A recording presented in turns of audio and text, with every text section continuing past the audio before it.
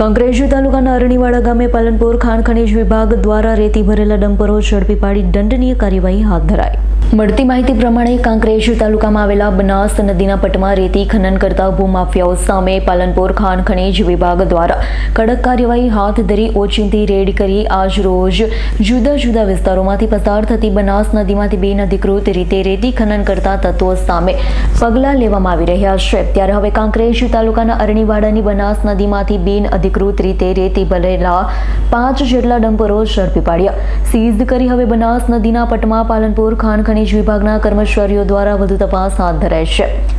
હાલમાં તો 1 કરોડના મુદ્દામાલને સીઝ કરાયો છે. અરણીવાડા મુડેઠા રોડ ઉપર આવેલા પેટ્રોલ પંપ પાસે 5 ડમ્પરો સીઝ કરી મૂકી દેવામાં આવ્યા છે. સૌથી અગત્યની બાબત વિશે વાત કરીએ તો પાલનપુર ખાણ ખનીજ વિભાગના રોયલ્ટી ઇન્સ્પેક્ટર જય પટેલ ટીમ દ્વારા કડક હાથે કાર્યવાહી ચાલી રહી છે. ત્યારે હવે ભૂમાફિયાઓ સામે ફફડાટ ફેલાયો છે. કરસનસિંહ સોલંકીનો રિપોર્ટ S9 ન્યૂઝ કાંકરેજ. અમારી તમામ માહિતીથી અપડેટ રહેવા માટે જોડાયેલા રહો S9 ન્યૂઝ સાથે.